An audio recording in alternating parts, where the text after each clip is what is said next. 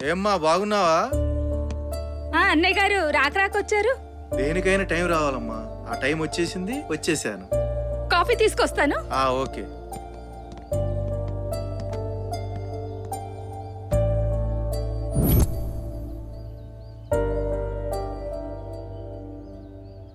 వెంటనే ఆ పిల్లోడిని ఎతకాలరా. ఉన్న డబ్బంతా ఇన్వెస్ట్ చేసి దరిద్రంలోకి వచ్చేసాం. ఏదైనా మనం తప్పు చేసామరా. సిద్ధాంతి గారు లేని టైం చూసి పొలాలు కొని చాలా పెద్ద తప్పు చేసాంరా. అవునరా.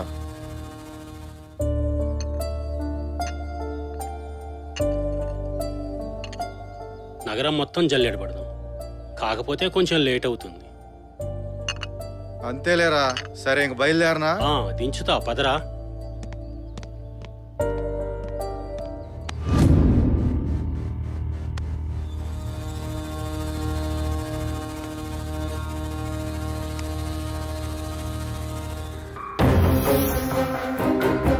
ఆ 8 ఏళ్ల బాడు సేత వర్ణములో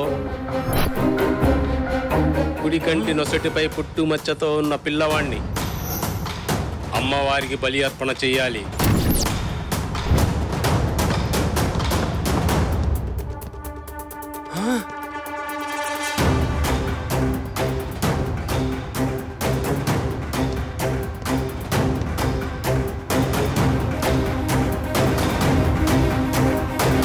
ఏంటి రాఘవరావు, అంతా తెలిసే చేశావా లేక?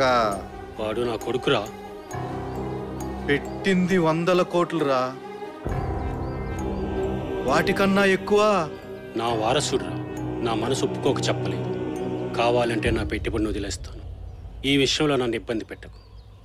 ఏంటి రాఘవరా, నువ్వు సడన్గా మంచివాడు అయితే మరి నేను వెళ్ళనవాలా? నేనొక్కడనే తీసుకుంటే ఆ సిద్ధాంతి చెప్పిన ఎఫెక్ట్ నా కుటుంబాన్ని కొడితే మరి నా పరిస్థితి ఏంటి రాఘవరావు? ఏమో, నాకు అవన్నీ తెలియదు. నేను ఒప్పుకోను. రాఘవరావు, నన్ను మంచివాడిగానే చూడు. పాత శివకాశిని చూడటం నీకు మంచిది కాదు. ఏంటి బెదిరిస్తున్నావా? బెదిరింపా? నా కడ్డొస్తే ఎవరిని వదలను రాఘవరావు. కానీ నువ్వు నా ప్రాణ స్నేహితుడివి. అలా ఎప్పుడు అనుకోకు. ఎందుకంటే మనం మంచి స్నేహితులం కదా. బాబుని చాలా పద్ధతిగా చూసుకో.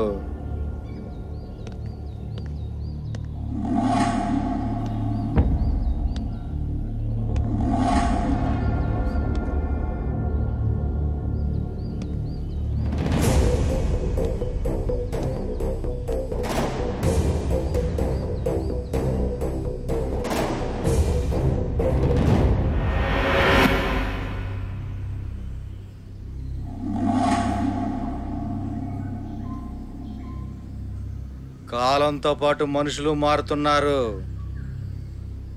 మరి నేను మారాలిగా.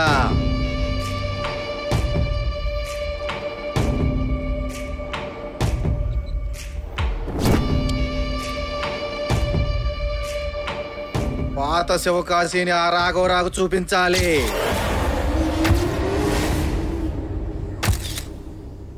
ఒక్క ఆనవాళ్ళు లేకుండా కాలగర్భంలో కలిపేద్దాం నా కొడుకుని.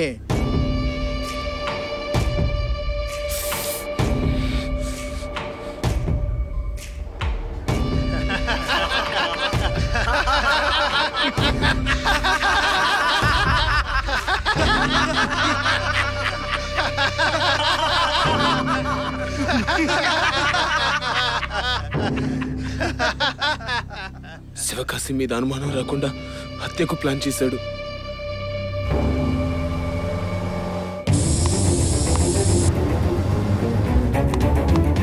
మొత్తాన్ని చంపి పిల్లాన్ని తీసుకురండి.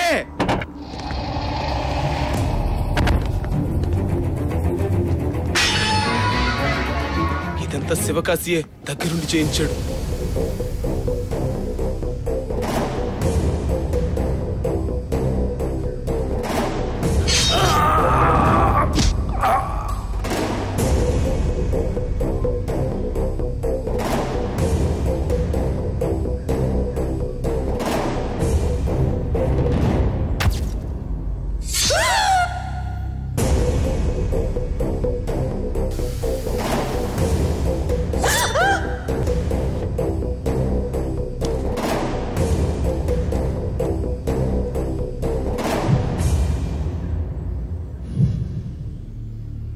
శివకాశి నన్ను ఎందుకు చంపాలనుకుంటాడు? వాడికి నాకు ఉన్న సంబంధం ఏంటి? ఆ టైంలోనే రాఘవరావు కూతురు నీతో తిరగడం చూసి నిన్ను కూడా చంపడానికి వచ్చాం.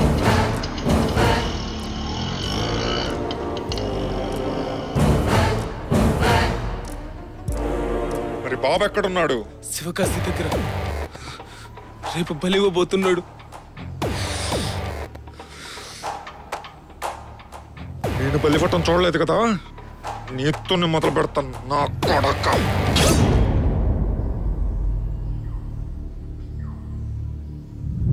రే ప్రతాప్, ఆ రాఘవరావు హత్య మన మీదకి రానట్లేగా? చంపింది శివకాశి కొడుకు. ఒక్క ఆనవా లేకుండా చంపావు నాన్న.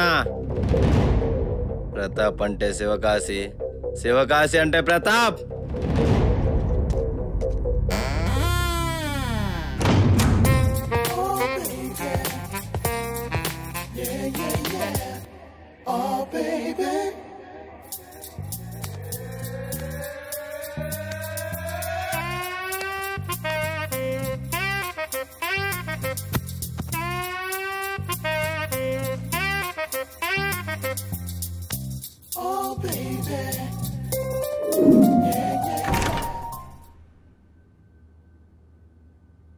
సిద్ధాంతి గారు ఎక్కడ? పైన పూజలో ఉన్నారు సార్.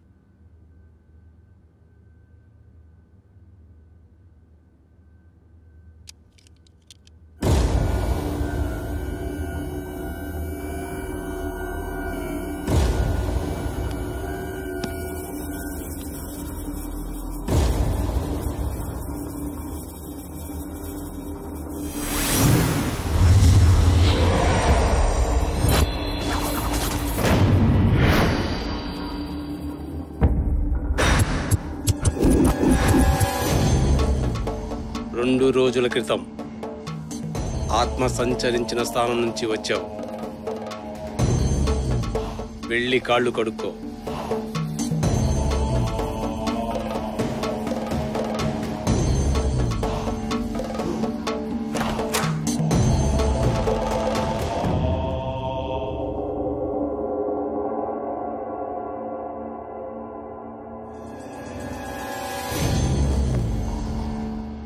ఆత్మేంటి సిద్ధాంతి గారు? నేను రాఘవరావు ఇంటి నుంచి వచ్చాను. రాఘవరావు కూతురు ఎన్నో కలలు కనింది. అవి తీరక ముందే మరణం సంభవించింది.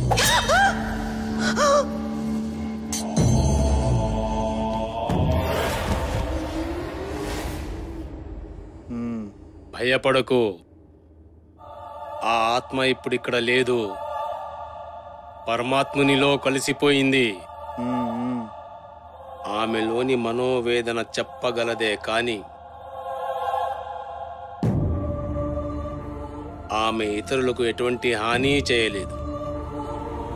అందుకే ఈ స్థావరం విడిచి వెళ్ళిపోయింది.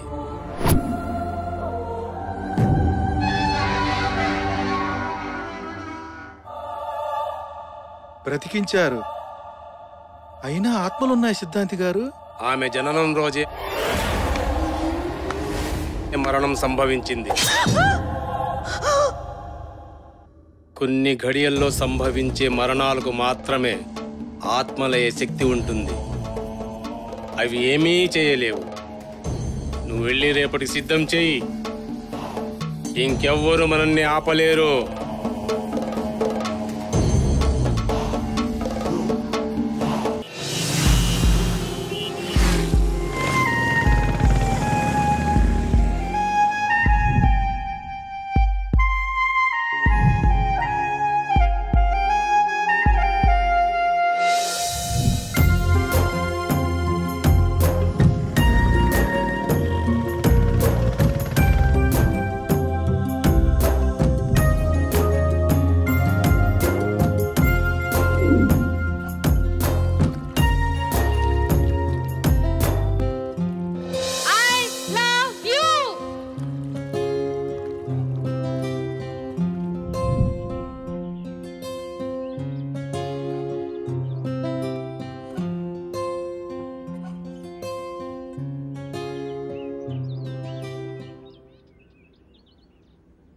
రే శివ, మర్చిపోలేని ప్రేమరా నీది. కానీ ఇలాగే ఉంటే ఎలా? ఆ పార్టీ గ్యాంగ్ వల్ల మంచి కుటుంబం నేల కొరికింది. అవునరా, మాకు బాధగానే ఉంది. అన్ను నువ్వు మర్చిపోరా శివ.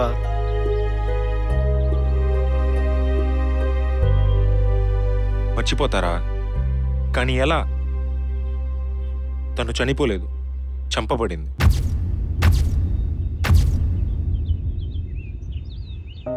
అను దూరం అవ్వలేదురా, దూరం చేశారు. మర్చిపోనురా, అనుని నా నుంచి దూరం చేసిన వాళ్ళని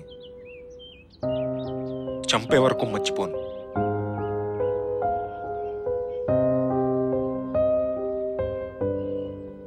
తన కోసం వెళ్ళినప్పుడు అను నాకు కనపడింది.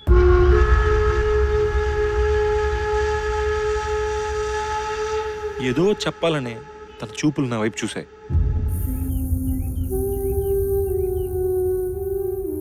అను చనిపోయినా తనకు జరిగిన అన్యాయం వల్ల ఆత్మయ్య ఇంట్లోనే ఉంది.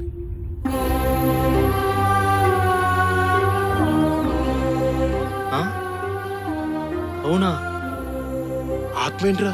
అవునరా, వాడు చెప్పే మాటల్లో నిజముంది. మనకి కావాల్సింది దక్కకపోతే అవి ఆత్మలై మనకు తెలియజేయాలని చూస్తాయి. నేను గతంలో ఇలాంటివి చాలా విన్నాను. ఏది ఏమైనా కానీ తన కోసం ఆ ఇంటికి వెళ్తా. మా ప్రేమని కలగా మిగిల్చిన వాళ్ళకి కాలంతో సమాధానం చెప్తా.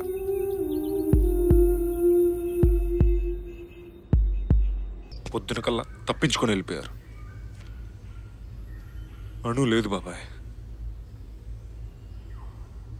ఇంట్లో వాళ్ళకి నీకు ఎటువంటి తలపంపులు రాకూడదని ఈ ఇంటిని నిన్ను శాశ్వతంగా విడిచి వెళ్తున్నాను.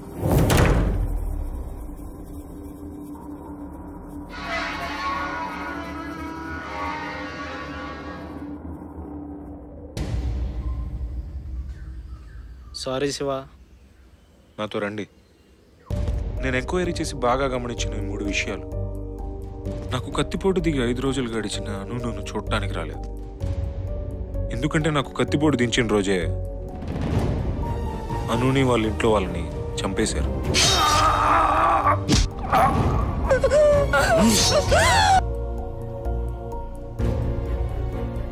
శివకాశి రాఘవరావు ఫ్రెండ్. ఆయన వచ్చి పార్టీ గ్యాంగ్ చంపారని చెప్పారు. ఇదే విషయం బాబాయ్ చెప్పాడు, శివకాశి చెప్పాడు. పార్టీ గ్యాంగ్ చేతిలో చనిపోవాల్సి వస్తుందని కల్లో కూడా వహించలేదు బాబు. ఆ పార్టీ గ్యాంగ్ వల్ల మంచి కుటుంబం నేల కొరికింది. నేను నవంబర్ 5న పార్టీ గ్యాంగ్ అని చంపేస్తే 12వ తారీఖున వాళ్ళు వచ్చి అను ఫ్యామిలీని ఎలా చంపుతారు బాబాయ్? అను వాళ్ళ ఫ్యామిలీ 5గురు. వాళ్ళ అక్క US లో ఉంది. ఇంతవరకు తనకి విషయం తెలీదు. ఎందుకు చెప్పకుండా దాచారో తెలీదు. అను ఫ్యామిలీలో చనిపోయింది 3. ఆరవ్ అను తమ్ముడిని చంపలేదు, మిస్ చేశారు. అదీగాక 3 నిన్న చంపడానికి వచ్చారు. అంటే హంతకుడు ఎవరో మనల్ని గమనిస్తున్నాడు.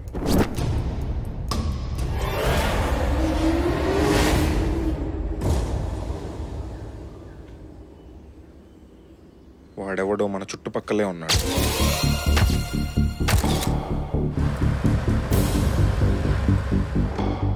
నన్ను చంపాలనుకున్నది, అను ఫ్యామిలీని చంపింది ఒక్కడేనా?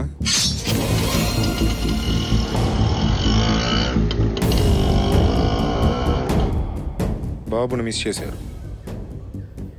బాబు బ్రతికే ఉన్నాడా, చంపేశారా? బాబుతో వాళ్ళకేం అవసరం ఉంది?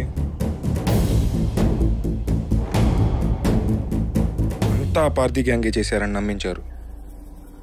మన చుట్టుపక్కలే ఉన్న ముసుగు వ్యక్తులెవరో తెలుసుకోవాలి.